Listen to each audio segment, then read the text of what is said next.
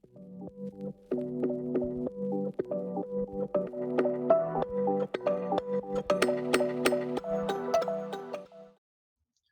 everyone, just a couple of quick details here that I'm adding in after the fact. First of all, I am a current shareholder in Arizona Silver. Also, just a couple of details about the company itself. Arizona, the Philadelphia property, Arizona is 100% owners of, and Arizona is currently carrying no debt and no outstanding leases. So they're debt-free and 100% owners of their property that they intend to sell prior to production. Thanks.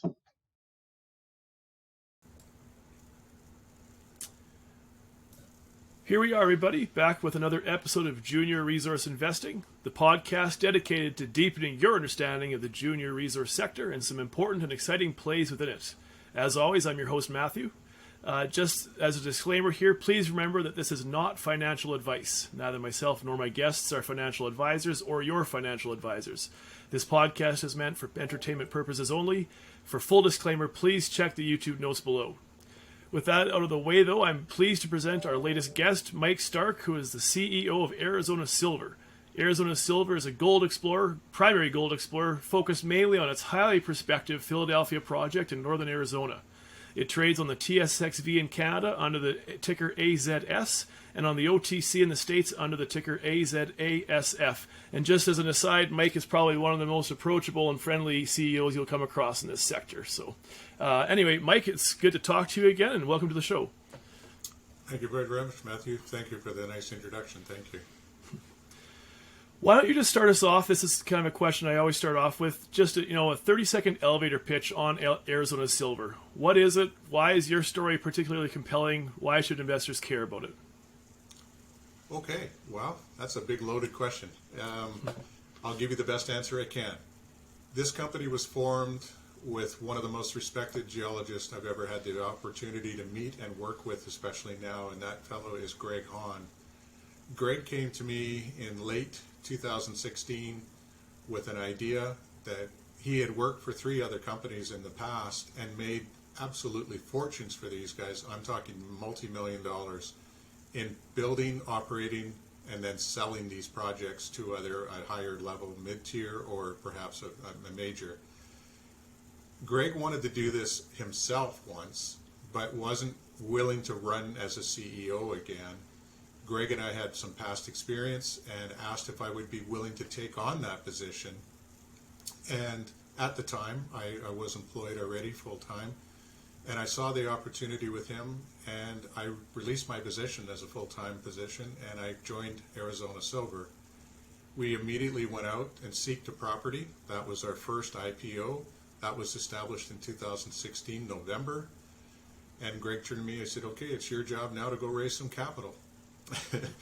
Much to my surprise, not something that I did a lot of, but I seeked out some private investors. Matter of fact, I took 8 investors to the tune of $875,000 and brought it forward, and I used the word carefully. It wasn't take, they joined us. And as a result, we became Arizona Silver in a private, almost private company with 12 investors, and we increased that to 18, and we went live. We started working on our Ramsey project, and the market being what it is, it moves and changes, and everybody was looking for gold. So very fortunately, Greg had a repertoire of very seldom found properties and very highly prospective properties, and one of them was the Philadelphia property, in which he's been watching since 1982. He tried to get it with the company he was working for, and unfortunately they came in second place. Long story short, he stayed in touch, which shows me great patience. He stayed in touch with the owner. Finally, in 2019, he sent another Hail Mary, I call it Hail Mary email over, and this gentleman actually responded and said, yes, I have not been able to do what I want to do with this property. I would be welcoming a joint venture or some sort of terms. Greg formulated the agreement. It was signed in a period of about 3 weeks. We immediately commenced action on our feature property, and that is the Philadelphia property. Since 2019, we've got a really nice timeline to show you the advancement this company's made on a very short period of time. But each and every step builds a better property, better prospect. And I think with the team that we have, we've done a great job on that. We've done it on very small amounts of money, keeping the share structure tight. I'm sure we'll talk about that later. But the most important thing I have is that we, as a unit, have 28% of the company, and management has bought every single share of that. We have since then acquired 2 other properties. One of them is called the Silverton property, which is in Nevada, a very highly prospective gold property neighboring our neighbor, which is Newmont, and that is the Long Canyon mine, a very big producer. We have similar geology, and we have belief that this could be another elephant as well. We will not be venturing forward on that anytime soon, because of simply our return that we're getting for investors on our Philadelphia property. We have another property called Sycamore Canyon. We're waiting on permits on that and have been for an extensive period of time, simply because it rests on forestry property, a section of it, and that takes longer than anybody's willing to wait. But we're patient, and we'll show investors that that's worth being patient for in time. Mm-hmm. Thank you. So yeah, you as you kind of mentioned, yourself and Greg Hahn, it's kind of a two-man game, right? That you both of you, as you mentioned, have worked together in the past and are working closely together as a leadership team for this project.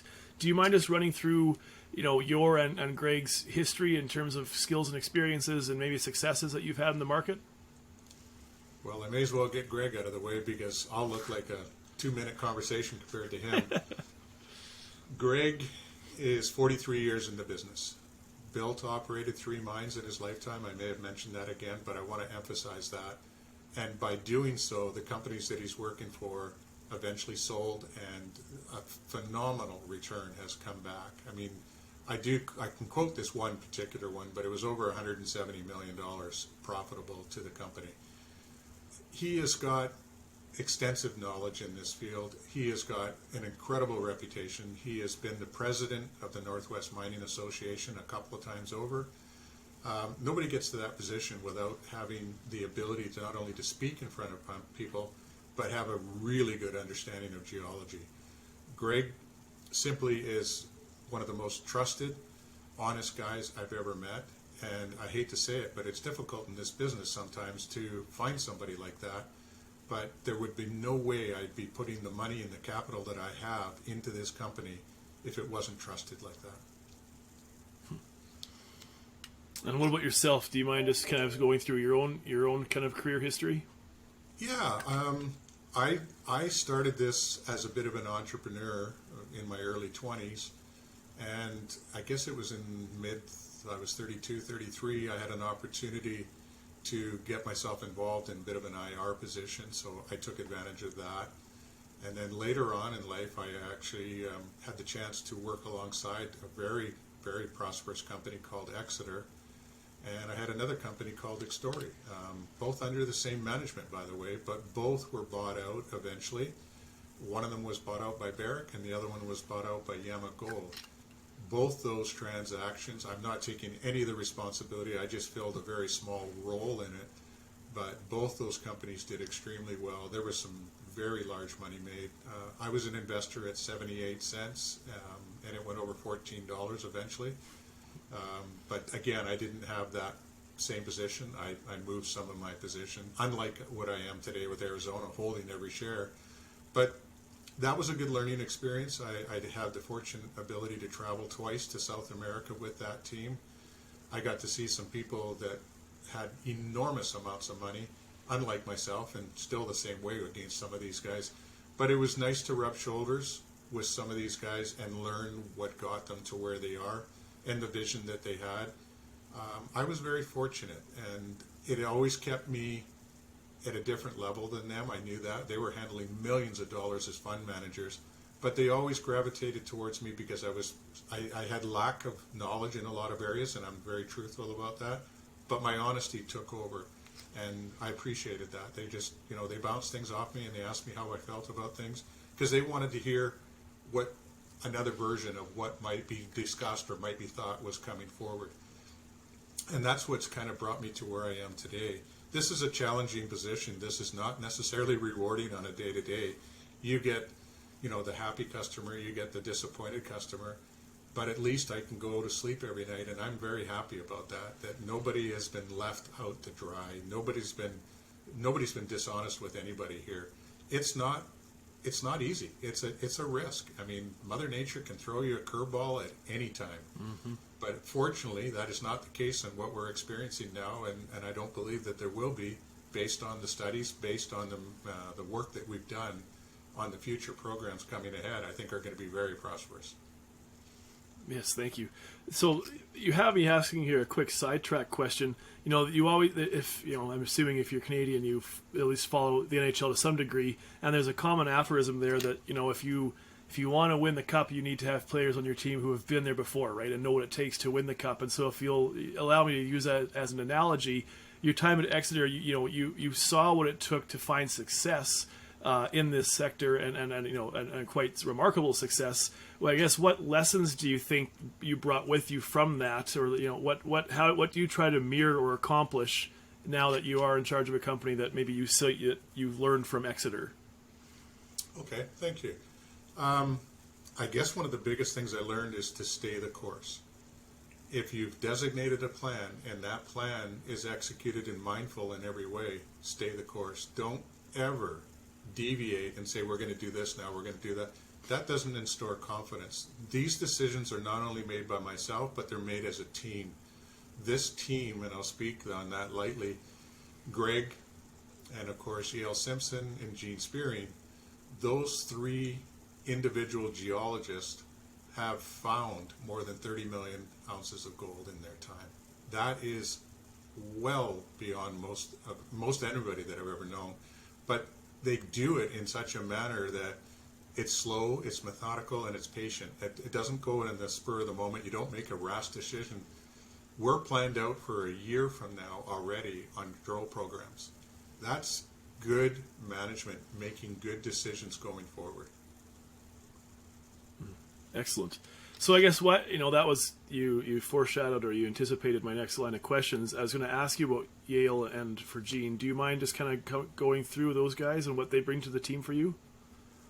Yeah, Yale signed on early this year, and I think it was a little bit of respect for what maybe I had done for him years ago. But he also, before he put his name on the paper, he went down to the site. He said, I like everything that Greg's doing, but I just want to see the property. So we took him down in late November. We walked him the entire length of it, spent 3 days there, going over the drill core. Greg was a very good spokesman about everything that he saw. Now remember, we're talking two geologists that left me in the dirt a long time ago, but they were talking about facets of the material. And at the end of it, Yale just looked at Greg and he goes, all you guys need to do is drill this. It's here. I can see it. I can see it in the way you're describing things. I can see it in the textures. And Yale, being like a big resource guy, kind of caught Greg off. He said, you see it the same as model? And he goes, absolutely. It's here. You guys just have to drill this. So what a self-gratifying point that made to Greg. The model that he's been working with since 2019 is not only believable, it's understood by some of his peers as well.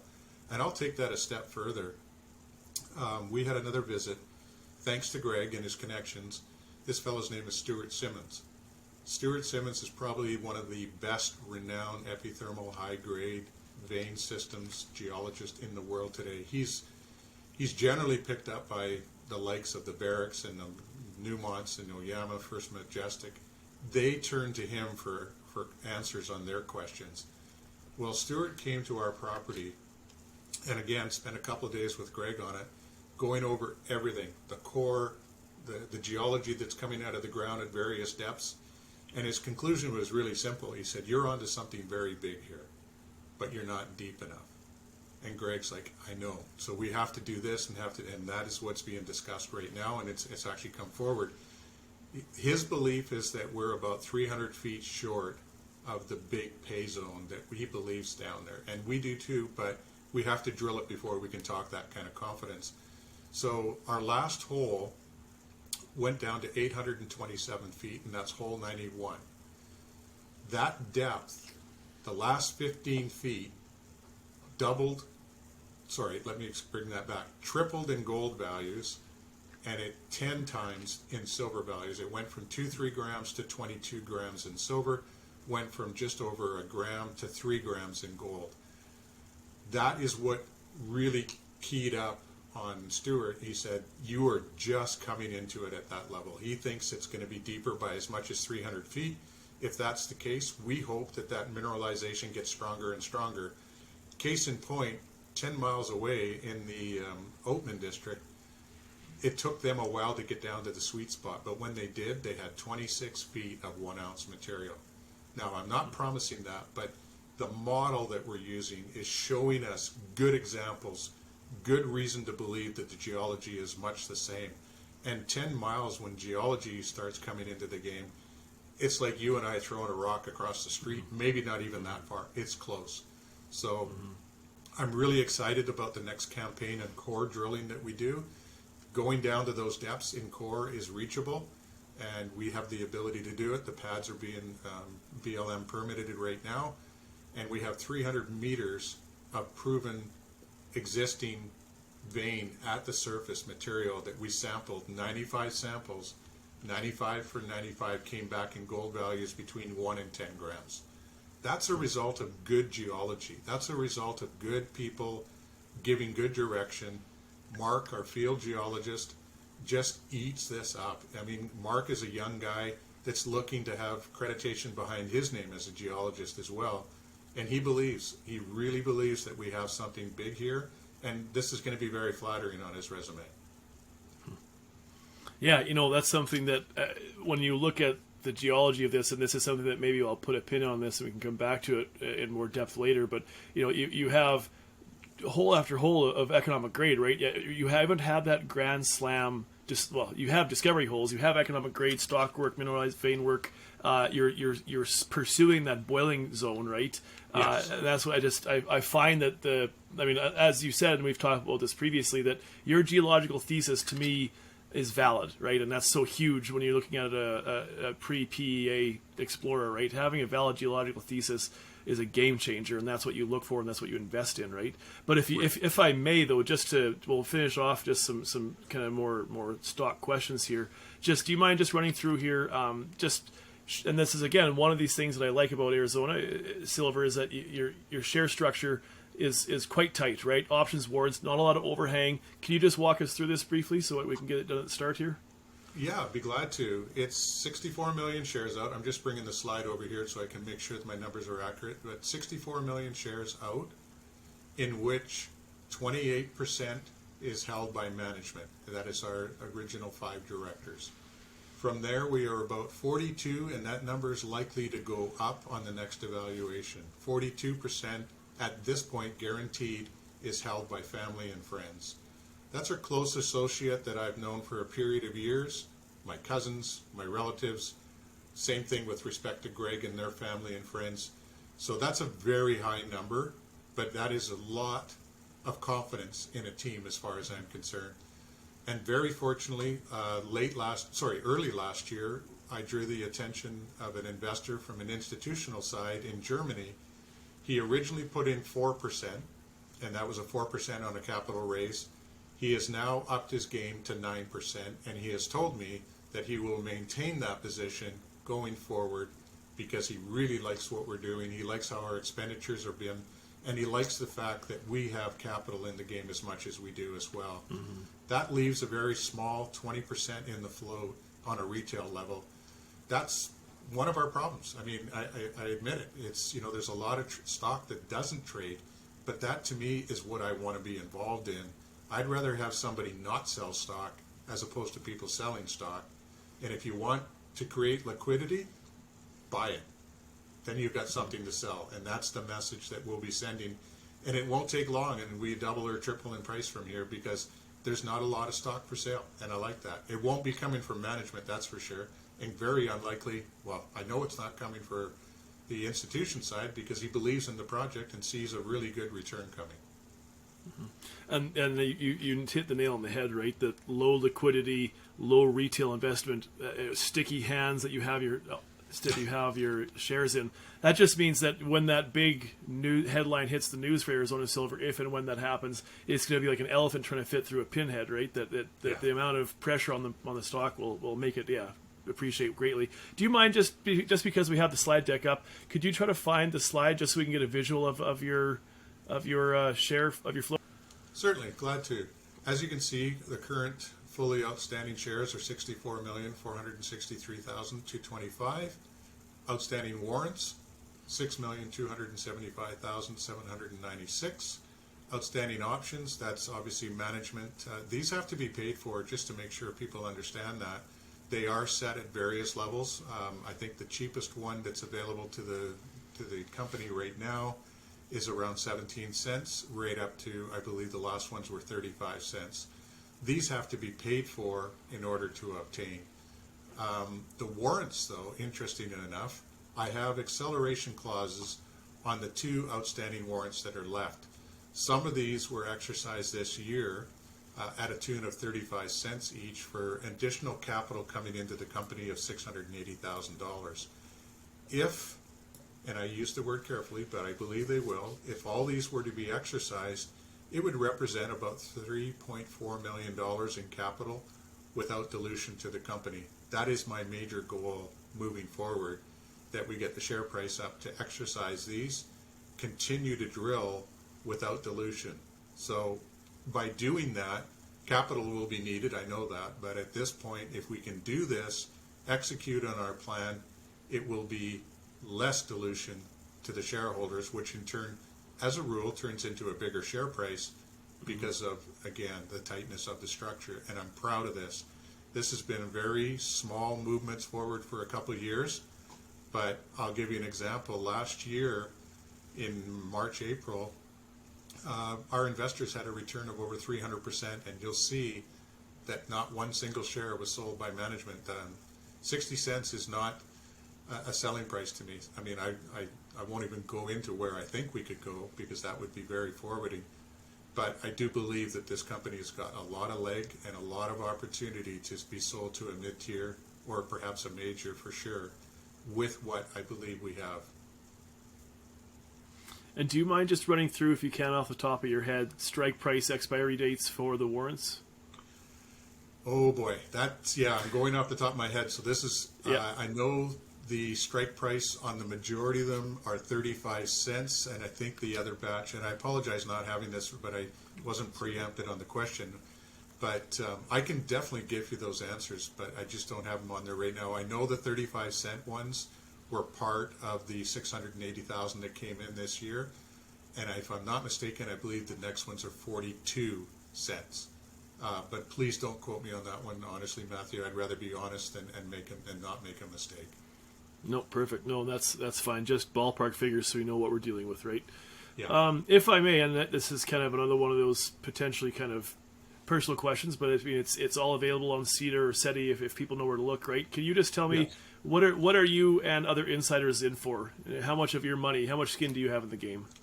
Well, how about catching me by surprise when that question was asked by an analyst last week? Personally, I have over $601,000 Canadian into this company right now.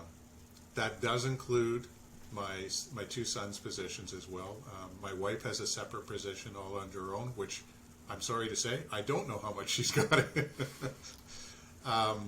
Greg Hahn, my VP of Exploration, obviously has over 430,000 US into the company now. US dollar right now means that it's about 800,000 Canadian, by the way. No, a significant amount of an investment. And as far as David Vincent, one of the directors that was on the board, he has 1.1 million shares. Brady Stiles, one of my other directors, as you can see here, has over 17% in the company. Don't quote me on this one, but it translates into a lot of money US. Brady is a US citizen, and he purchased $630,000 US on his first tranche with the company, and he has improved that position since then. His current holdings, I believe, are around 17%, and that is verifiable on CDAR, as you mentioned. I'm not aware, just for transparency, I'm not aware of Yale Simpson's position. Out of respect, that's not my business. And same with Brady. Brady offered me that information, and Greg offered me his information. Gene has yet to offer me that information, but I know that these gentlemen do have a position in the company for sure. Perfect. Obviously, as a retail investor, having management allied and aligned with my interests in such a direct way as having a heavy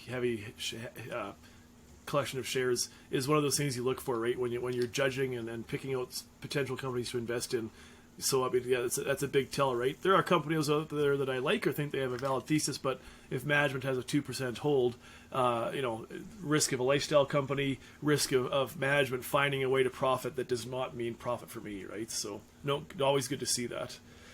Moving on here, do you mind just earlier, Matt? That sorry to interrupt you, but I think this is a very important point.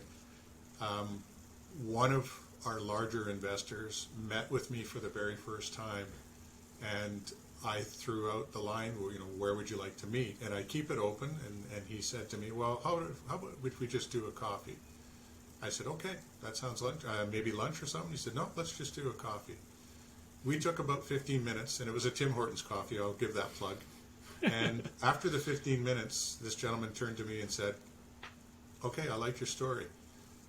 Is there anything else you'd like to conclude? I said, well, I just want you to be aware, I don't spend money unless it's necessary, and I really don't want to spend money on taking somebody out for lunch or dinner and have it just, I don't care what these guys do, and I know that some of them do, but why spend money on wine and dinner unless you know the customers you've been interested in your company? He turned around, and Bob is his name, he turned around to me and he said, Mike, you just said the golden rule for me. If you were going to take me out for a steak dinner and buy me a nice bottle of wine, and you don't really know me, I wouldn't be interested in it. But he said, you've hit all the boxes. Your company has got, your investment is in the company. You spend money wisely. You've got 4 beautiful properties, one that is excelling right now in gold results. And you guys have stayed true to what you said you were doing. I've been watching you for a year. I was not aware of that. And when he told me that, I was so happy because everything that I said was letter perfect to what, and I have no reason to lie. The company sells itself. But what was nice about that, he took a position of 350,000 shares over a period of time and showed me his position. He's increased that since then, but it was all because we had a coffee. I really like that, and I've stayed that. I don't want to sound cheap, but I guess I am. You know what? Why wouldn't I be? This isn't my money to spend. That money's supposed to go in the ground, and it does. We're not a lifestyle. I like cheap executives. No, I'm a big fan of that. Yeah. So on that note, I guess cash on hand. Where are you folks at right now?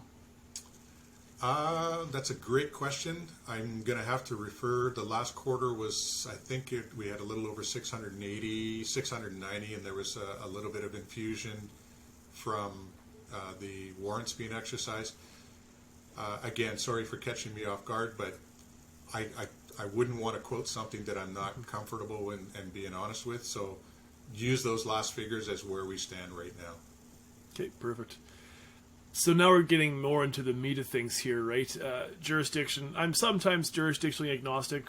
With the right company and the right leadership, I'm willing to go a lot of different places, but obviously more comfortable in Tier 1 jurisdictions. And I think that this is obviously a big advantage for Arizona Silver Basin where you are in Arizona. Could you just run through, I guess, big picture, Arizona as a jurisdiction for mining explorers, and then maybe more on the micro scale, where you are, in terms of neighboring mines operating in the area and such too? I'll be glad to. This will probably help, Matt, if I can put this and transpose it here. Yep, perfect. There's our 4 properties. And I love this about Greg. This is a risky business. Why would you take more risk by going into an area or a geological area where there's political risk as well? Mm-hmm. So, number 1 jurisdiction in the world today is Nevada. That is where our Silverton property is located. Number 2 jurisdiction in the world today is Arizona. Our 3 other properties reside in Arizona, excuse me. As a result of that, we have not had issues. We have not had any overrun of government. We have not had claim staking issues. It's been very, very very good jurisdictions with proven, especially in the Philadelphia here, we have 10 miles, I'll just slide to this slide, 10 miles away is 2 operating gold mines, or sorry, the past producing one and the other one is operating. Then we've got the Moss mine, which is only 6 miles away from us. That's an incredibly hot regional area when you have that many mines that close, and good production levels too. A little over 750,000 ounces came out of the Gold Road. 1.5 million ounces came out of the Oatman mine. The Moss mine, I'm not exactly sure exactly how much has come out of there yet, but they are in production. Again, jurisdiction, or if in real estate they call it location. No, I absolutely agree. Yeah, like you say, I think that Greg said it well, right? Why invite unnecessary risk, right? Mm-hmm. So I guess maybe we'll transition to this then. So you permitting and patented versus unpatented claims. So maybe maybe while I'm talking, Mike, if you don't mind trying to find a actual map of your actual claim package. But so what you have, and just I'll verbalize it here, is that you have kind of a long linear strip of permitted land claims that you've been working on exploring for the last year or two, correct? And so you've had lots of success, right? Like this stockwork system, this vein system, kind of some pleasant surprises there. But really, you know, as you have very nicely there, right, your bulk tonnage rhyolite flow dome is located on BLM unpatented land claims. And so I guess, you know, the $1 million question then is permitting, right? So you have to go to the government, go to Arizona, and get some permitting done. Could you just kind of talk us through where you are in that process, what the process is like, maybe timelines or expectations that, again, knowing this is a forward-looking statement and things always are very fluid in this sector. Can you just kind of just explore this topic of permitting with me here? I will be glad to, and I feel very fortunate to represent Arizona, especially with the patented claims that we have. Patented claims do not require all the paperwork that's necessary on a BLM property. And therefore, because it's 100% owned, you have turnarounds as maybe 2 to 3 weeks. And that has been our longest period of wait, by the way, so far is 3 weeks. On BLM, that has changed quite a bit. With new government, it's changed dramatically. Now, it's not impossible because, of course, some of us are moving forward very nicely, but it's more challenging. We are in the process of actually permitting 2 mega pads to the north of the patented claims right now in order to reach into this gap area that we've referenced a few times. It's 300 meters in length, and we believe that's where the sweet spot is that we are looking for. But in reference to time, turnaround for the patented properties, there's 3 of them, is probably 2 to 3 weeks. On the BLM, we are in month 5 right now, and I suspect, we will have it either late this year or early 2023 for those 2 mega pads, and that will be something that we can venture into that gap area. But much to the delight of our shareholders, we have about a year's worth of drilling on patented property before we even need to move on from there. So we have a lot that we still have not explored, but each time we do and we continue to hit, it increases strike length. We're at roughly 750 meters now.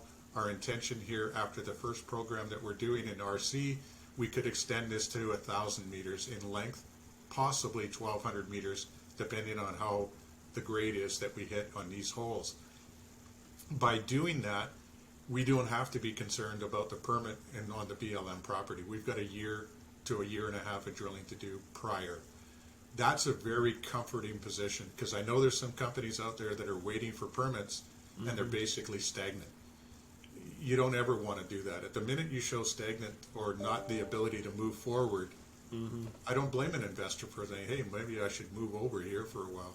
That's not the case with us. I think we've given a time frame, we've given a timetable, and we've executed very well on that. And I mean, and this is again, maybe at some point here we'll get into the geological thesis pretty quick here, but I mean, and that's what I mean though, is that you have consistent and predictable results, which makes that concept of exploring to the east there, I mean, potentially transformative, right? That this is not this is not kind of a flying by the seat of the pants, making things up as you go, but there's relatively rigorous, geophysical signatures, and I mean, and the truth teller, the rig, that is actually proving that these things actually exist, right? So yeah, it's a point well made, right? That you're not stuck waiting for nothing for the BLM permits, but I mean, I'm sure that many investors such as myself and your company are excited to see what comes out of those new land package, those new claims, right? So I've just put up a slide here for you, Matthew, that I think is going to catch a few people off guard. Yeah. And the reason I say that is we haven't really publicly disclosed it. We don't need to, but it was found out because there was some encroachment or people trying to encroach on some property that they didn't realize that we had. The area that's circled here is the current drilling exploration program. Very small in comparison to what is now our land package. Our land package is in excess of 2,400 acres now.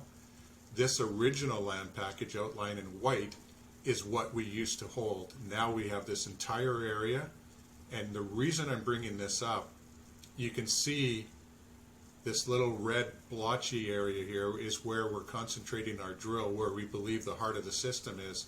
If you look to the east, that is roughly 1,000 acres out there that looks very much the same. I'm not promising anything. That's a forward-looking statement. Mm-hmm.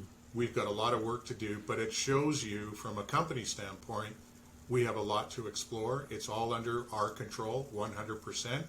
And then we've got an additional package to the north that is beyond where anybody was looking, with exactly the same footprint, if I may, or resemblance in geography, that we believe there's something of great significance up there as well. This is something that only forward-looking companies do, and this is something that our management team, and again, I'm not including myself in that decision, that's Greg and that's Mark, taking the time to walk these properties and really try to get an understanding the geology of it. There's a lot of work yet to do, but there's certainly a lot of blue sky potential here. From the original claims that we started out with, which was 11, to now to 2,400 acres, it's a very progressive company, very progressive. And do you mind, just for the sake of this conversation, the colorations, yellow, orange, or red, what does that signify or denote? I can go as deep into my geography as I'm allowed to. I always make an example of my understanding of geology. I can probably throw a rock further than most, but that's the end of my geology. It's a hyperspectral imaging that was done, and that imaging is translated on a Google Map idea, and this is what you see. So very highly perspective, but again, lots of work. We haven't sampled this area, so I won't speak about what we have seen. I do know that to the east of us, right in this area especially, it is all altered. That is what a geologist likes to see. If it's altered, there's a very good chance it also has mineralization in it. I won't step beyond that boundary, just to be careful with people. I don't want to promise something that I can't deliver on. But I do know here, where we are drilling currently, it's certainly well mineralized. And that's John Kaiser, who I follow and have a subscription for his website. I think he did some napkin math where he figures that your patent, and maybe I'm misquoting him here, but he did napkin math and figured that the tonnage available on your patented claims, just for point of reference here for people, is about just shy of 1 million ounces is the number that he comes up with. And so I guess if you don't mind, I'm going to transition here. Do you have a notion of when we might expect to see a 43101 compliant resource or a PEA out of Arizona Silver? Good question. And I got a great answer, I hope, for you. I think anytime a company puts out a PEA, it basically puts a bit of a stop bar on their evaluations going forward. I, myself, as an investor, I have no problems with a company continuing to build the asset, increasing the resource, and continuing to drill and not calling for a 43101. because it keeps on expanding. I mean, if you do one, they're about $175,000 to $200,000 to complete, and maybe more in today's world. Well, then there's $200,000 that you spent, and then say 6 months of drilling, you continue to hit. They're going to want you to do another one. So I'm not a firm believer. Greg is not a firm believer in doing a 43-101. And if I may, it's a great evaluation to look at. Great Bear, which was bought out for $19.25 a share, never won 43-101 was complete. Never. Why? Because Chris kept on finding material, and I really like that. I'm not even suggesting that we're a $19 stock, don't get me wrong. But what I'm suggesting, that idea of putting a cap on your company is not wise. Now, if we were not to find any more material and we were running short, the drill holes are coming back with empty blanks, which we haven't. And the last, I believe, if I'm not mistaken, 32 holes that we put into this system, every one of them has come back in mineable grades and really increasing the resource. Don't put a cap on that, because if you tell the investor that you got 2 million ounces, that's what they think you have. Well, what if we got 3? What if we got 4? If we continue to hit, I will always defer and say, we're building this resource. It's still getting bigger. Why would I put a cap on it? I hope that makes sense to people, because it certainly makes sense to me. When I saw the likes of Chris and Great Bear, they never had to do a 43-101. I mean, that stock continued to move. They had some phenomenal results, let's be fair. Mm-hmm. But there's nothing saying that we might not hit a sweet spot, and that would change the metrics on this drastically. And so I can appreciate the logic, because, as you said, right, it forces you to plant a flag and kind of almost like cease halt with your exploration. Plant a flag, this is what we have, and move forward.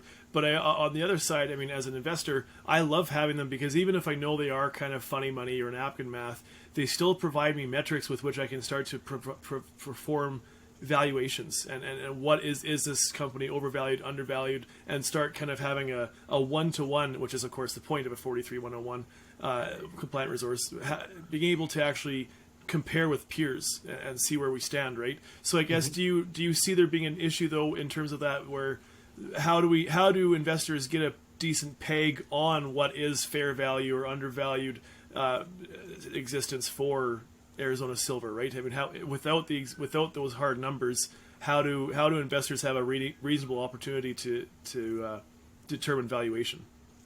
Well, as you've mentioned, and I'm glad you brought his name up, and that was John Kaiser. He has done, as they call it, on the back of a napkin calculation. The formula is very simple. I mean, it is something that you can find on Google. I mean, I'm willing to provide the formula to you, or anybody else for that matter. You just plug in our data, and that data represents the drill holes, the grades, and the lengths and so forth, and you can come up with a number. Now, is it going to be 43-1 compliant? No, but the number, much to my surprise, when John gave me his number, I was impressed. I said, you've done good math. Based on what Greg and I, and more so Greg, obviously, that number was within, I think you said 230 ounces. That's pretty impressive. Mm-hmm. Now, since then, he's refined it, and he's come back even tighter numbers to what we actually believe we have. And there's a reason for me not saying this, because that would be forward of me, and I don't want to risk the company by making a statement that obviously is not allowed to be made. But he was very accurate in his statement. He's also been very accurate about the ability to do a strip ratio on the property based on the information he had, I believe, about 4 months ago. So there's more information that he could be compiling right now, but the strip ratio was 3-to-1, and he was spot on. I believe that number is actually improving right now with the last holes, but still, these people that have that kind of knowledge, reach out to them and say, hey, have you ever done a calculation? Or feel free to reach out to me. I return phone calls within 2 hours, and I certainly return emails as quick as possible, not within, a 24-hour period, but usually within a 12-hour period. And that I put a premises on, providing I'm not out of the country. We'll call it that because if I get down in the field, you're there for 2 to 3 hours. 2 to 3 days. Replying to emails after 8 o'clock at night when you're coming in from the field gets a little tough and you haven't had dinner. But I always return information like that as quick as possible. You guys, as an investor, have a right to this information. I want to make sure it's providable as quick as possible. Perfect. So why don't we just discuss the geology of it? And you have some assays there, if you don't mind, if you can push us over to that slide. But and so when I see as an investor, when I see the geological exploration thesis start to change or adjust, it gets my radar up a little bit, and sometimes there's a yellow flag. But I find it interesting with Arizona Silver is that it actually worked the other way around. Is that you guys were looking for veins, and you ended up finding like this quite nice kind of background economic stockwork of just kind of this background mineralization, which kind of changes the whole system, right? I mean, veins can be kind of notorious in terms of mining economically, but having this background stockwork kind of is a bit of a game changer, right? So can you just kind of maybe work us through that or discuss that a bit? Sure. What I've done here, Matt, is I've opened up the homepage to the website, and I will go down to the Philadelphia property. That's a slide to, or sorry, PowerPoint to itself, and very proud of our results. So we've got them all listed here. I mean, there's more updating to do, but they're right off the bat. And then we've gone into cross sections, so people can actually click on the cross section and get inch by inch, or in this case, probably about every foot, a measurement of the grade going down into the bottom. And we talked about this a little earlier. What I'm really pleased about is hole 91, and there it is, in 827 feet down, and the last 15 feet, there is a noticeable change, and not only in the geology of the rock, but the numbers that are coming back as a result of it. I'll give you a quote. We were 2.9 grams silver above the 15 feet. At the bottom of the 15 feet, we were 22.3. It changes by going from 15, 16, 18, 19, 20, 22, and then of course unanswered beyond that because the drill was stuck at that point. Same thing with gold. 0.36, 0.42, 1 gram, 1.5, 1.36, 1.2, 1.48, 2.47, 3 grams. Like, definitely something's going on there. Could it be another high-grade vein? $1 million question. Could it be a pocket that we're entering into the sweet spot? I'd love to get the answer to that. We intend to do this with the driller this fall. I mean, and I won't put a time frame on it because it's a core rig and we don't have one of those yet. But he will cement the bottom of this hole and go down with a smaller diameter pipe to drill through that plug and continue down to the 950. And the beauty of having our geologist on the rig, if he likes what he sees and he's seen visible gold before, hey, keep going. I mean, you don't stop a rig when it's in, it's in good material. Let's put it that way. Yeah, no, but I'd like to hear that. As an example, this is something that I'm very, very pleased that Tim, our IT guy, has done with us. And even Brenda, mapping this out, giving the opportunity for these sections to be shown to the public. It really resonates with geologists, and that's a field in itself. But I mean, these guys can translate what this means in metrics real quickly. We do have a lot of interest from a really good couple of geologists right now that are analysts as well. And if we're making sense to these guys, it tells me we're doing things right. Mm-hmm. No, I agree. I that is something I absolutely appreciate about your websites is that, yeah, very forthcoming with drill data. You're pretty Johnny on the spot when it comes to updating with information. And I mean, heck, that down dip, ending in mineralization, ending in the strongest part of the hole, that's pretty exciting. That absolutely, makes you want to see what's down there, right? What's next? Because 827 feet. I mean, I'm a metric guy, I guess, when it comes to this stuff. So that's sub 300 meters. That's still open pit. That's open pittable, right? This is not a kilometer underneath the ground, right? As going back to Great Bear, I mean, sometimes when you get 500 grams per ton, who cares? But I mean, they are going hundreds of meters down, right? Multiple hundreds. So yeah. Exactly. It's a different animal altogether. But you're so right about that. I mean, I won't be that guy that tells you that this is going to go down to 12 or 1,300 feet because that's just not. But I've got something in my stomach that's telling me we might be good to 1,000 to 1,100 anyways. And we're going to find out when those 2 megapads are delivered to us and permitted. we will be able to go down to 2,000 feet. Now, I'm not promising that we're going to see anything, but we'll have the ability to do that from those pads. And that's, again, a sign of a good geologist setting up a good program. That way we can reach into the middle from those pads. We don't have to build roads. We've got 2 pads that we can reach into the middle of this program. And if the sweet spot's there, we can turn the rig around and drill it to the east. We can drill it to the west. We can drill it south. It's very well thought out. I'm very pleased with the opportunity that's going to be given to us in the future here. Perfect. And this is a perfect time to segue here. Do you want to just talk about, so, the last 2022 drilling, the last 8 months of it, 9 months of drilling, and then maybe the next 6 months, what do we have to, what do investors, what do people watching Arizona Silver, what have they seen, if you can just bring us up to speed a little bit, and then what do we have to look forward to over the next 6 months in terms of drilling season? And this means, just to be specific, I mean, in terms of a campaign, holes, meters, you've talked about locations, so how many holes and meters do you expect, or feet? And then you also just mentioned, which was a question of mine, you're switching from reverse circulation to a diamond core as well, which I know is more expensive, but is always nice to see, right? So, yes. The beauty, of course, everybody knows, or should know, when you're drilling core, yeah, it's more expensive, but man, it's like opening a book and reading every single line telling you something. Every single foot of that geology that the driller gets back, or sorry, the geologist gets back, it's like the Bible. It's telling you what's going on. When you're drilling RC, of course, these are small fragments, these are chips. It's geology, but it's very difficult to say, look what I see. And that's why you see at the shows, so many guys are bringing out trays of core. Look at this, you can see the visible gold. Now, you may not be able to do that in RC, but you get 3 holes for every one of core.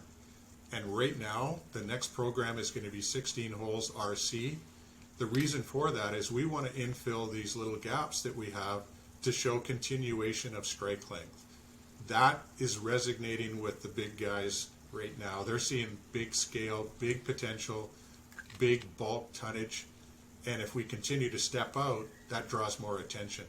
We do know the value of the core, which is why we want to reach into the core in the middle of this program area, because we're going to need to get down to that 1,100 foot level. For an RC rig, you're basically capped out at about 950, 900 to 1,000 max. And that is, unless you start having a compressor put onto it and various other elements. Core gives us the best knowledge of what's going on under this large rhyolite dome, and we already know we'll spend the money there because it's worth spending the money.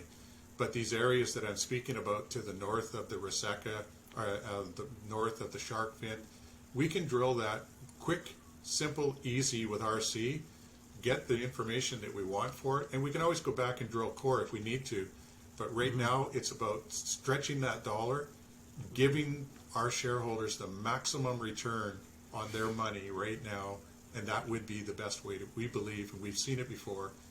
You get a faster turnaround from the lab. That means quicker knowledge of what's going on. Your investor gets more informed quickly. We don't spend as much money, which is great in this environment right now that we're currently in, but it continues to move the project forward so people see that their company is advancing and not stagnant. And this is something that we've never done. We've always been progressive. And so just to kind of synthesize what you just said, 16 holes, if we say roughly 1,000 feet per hole, so 16,000 feet, so 5,000 meters, is that kind of a fair estimation of what we can expect over the next campaign? I would maybe bring it back to 4,000. Okay. The reason I say that is some of these are going to be short holes because the lengths of area that we're going into may only be 600 feet, so we might only have to drill 500 feet of that. Whereas the next area, because of the dip angle, we're going to drill 800 feet because we want to see 800 feet.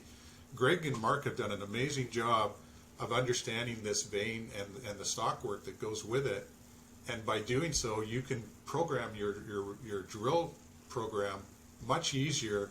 So what's the point of drilling 800 feet when you know 200 feet of it is going to be dead? So minimize your drill and footage and keeps more treasury money available to do the next hole as well. But I would use that figure of 16 holes,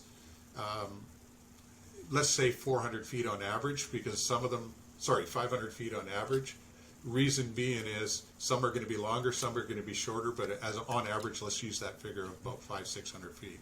Sure. It's going to be very quick. We'll have results back, providing everything goes well. Everything goes well, we'll have these results prior to Christmas. So I've said this before, and it's been fun. We might get an early Christmas present. So then when can we anticipate maybe this next drill campaign starting up? We're hoping to get this done in October. We're waiting for our drill rig foreman to tell us that it is available. It's currently on another program, which we have to respect. When they finish up, they come right to us. Their expectation is sometime October. And I would hope early October, which is 3 days away. Jeez, yeah. Yeah, time is really flying. Never ever stops. So just circling back here, always curious. I mean, I know that Arizona, because it is such a strong, cheap to drill in, right? You're not 20,000 feet up a mountain in Chile here. But Yes. what is the cost per foot, cost per meter to drill RC?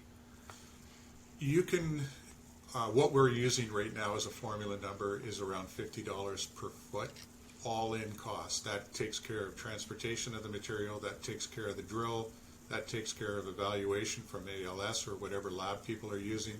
So that's a number that you can use pretty safely now, subject to anything that we don't know, but that's a budget number that we've been successful with so far. Canadian? No, that is United US? States numbers, yeah. Okay. All our programs are done in U.S. dollars based on U.S. is where we reside. Of course, The yeah. company fair enough. itself resides in Canada, as you know. Yeah. No, perfect. No, thank you. Okay.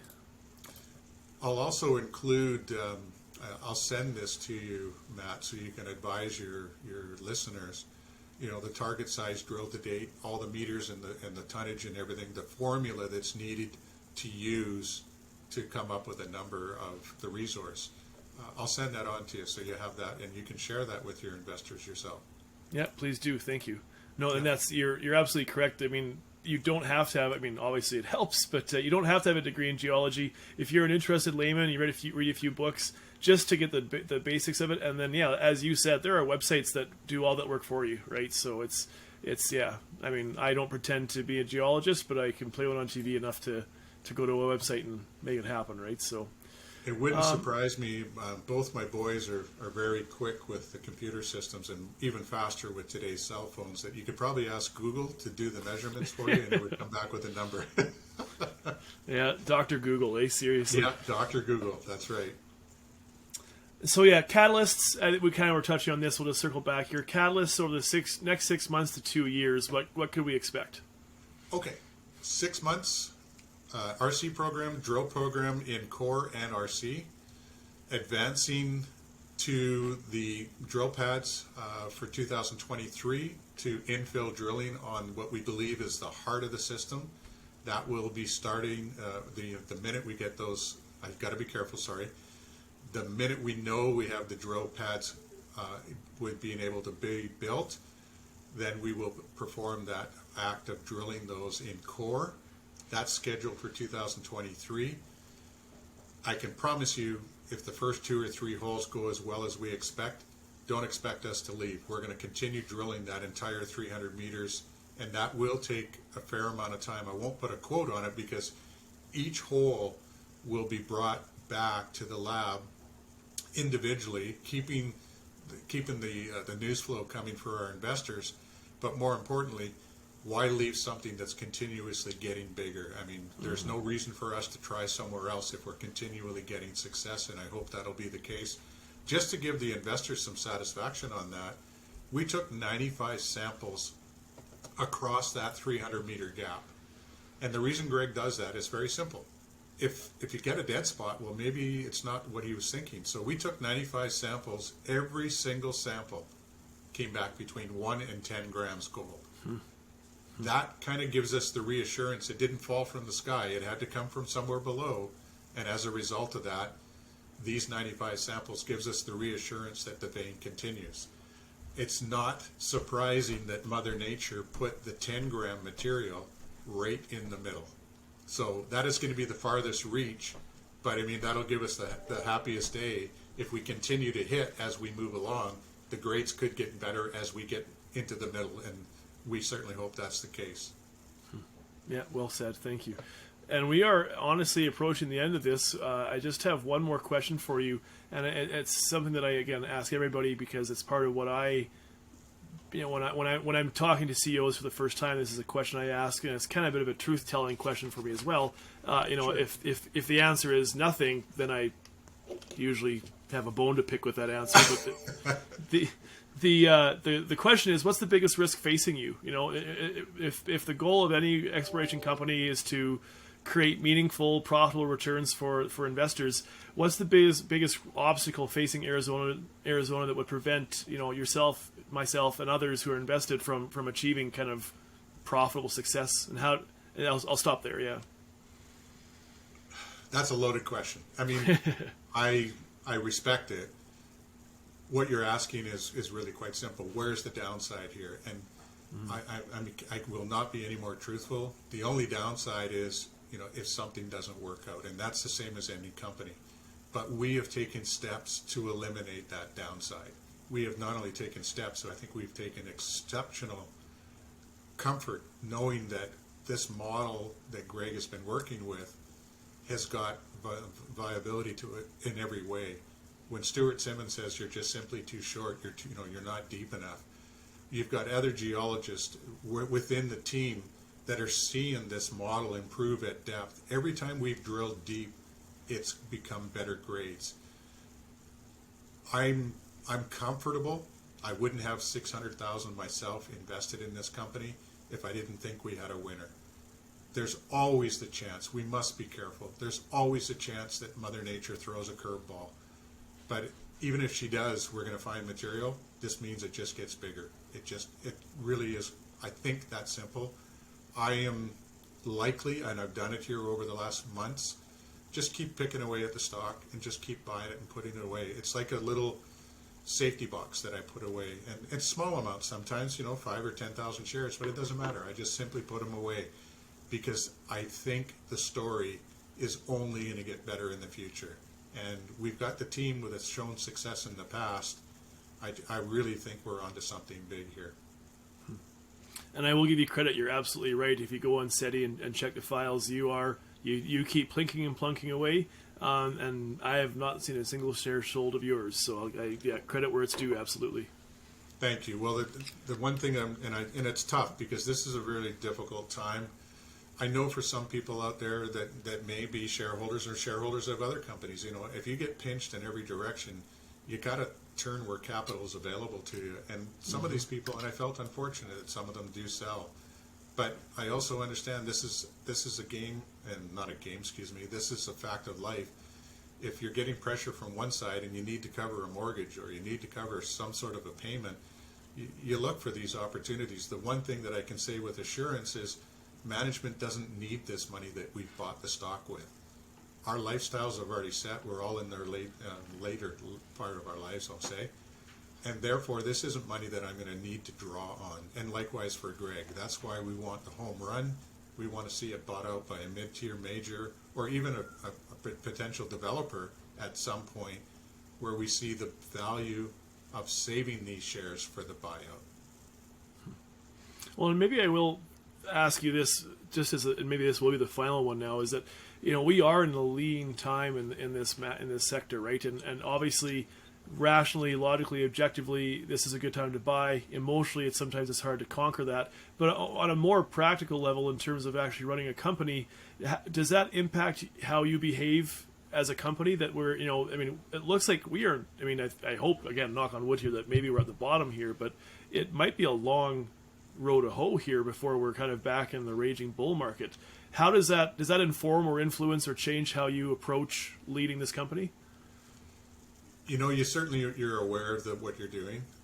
You're aware of your outside elements that are, in this case, working against you. Look at our stock price. This is the lowest it's been in well over a year and a half. And it hurts. Personally, it hurts because I know that we're not doing anything wrong, but neither are any of the other companies out there. I know some majors out there that were $18 stocks. They're down to $6. It just doesn't make sense, but it's a fact of life. It is what it is. So as many times as I hear it, this is good buying opportunities. It's hard. if you're not making ends meet month to month. I mean, I can only appreciate some people out there that have that difficulty, and my heart's out for them, because I don't like to see anybody suffer in that way. But if you're patient, which is what this team is all about. I showed you patience. Greg waited 44 years to get this property. I mean, I don't know any other geologist that wouldn't have given up and moved on to something else, but he kept it on his back burner, kept on staying in touch with the landowner. We're basically doing the same thing here. We're patiently moving forward, making smart decisions. We're not doing that Hail Mary mile-and-a-half step out and say, look, we found it here again. If I was an investor, I would say, yeah, but what about the middle? How do I know it's there, right? So don't make mistakes like that, and Greg doesn't.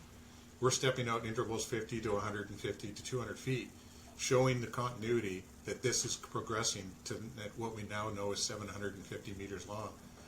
You do it right. You don't want to make mistakes, and you don't want to give your investor any chance that they think something's wrong.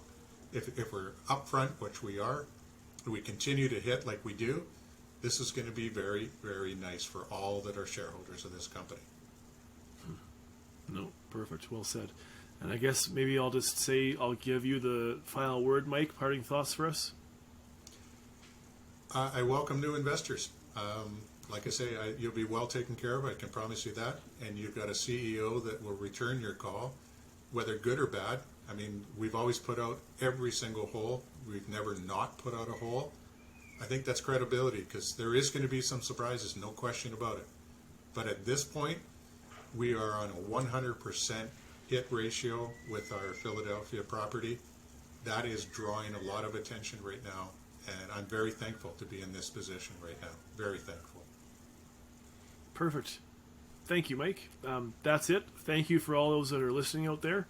For more information, you can go to ArizonaSilverExploration.com, just as you think it would be spelled, just like it sounds. And as for myself, you can find me under the name Junior Resource Investing on Spotify, YouTube, Apple, your favorite podcast hosting service. Mike, I appreciate it. Thank you for a strong conversation, and thank you for your time, and I look forward to next time. Matt, I thank you very much for your opportunity to be with you. Thank you. Thanks very much.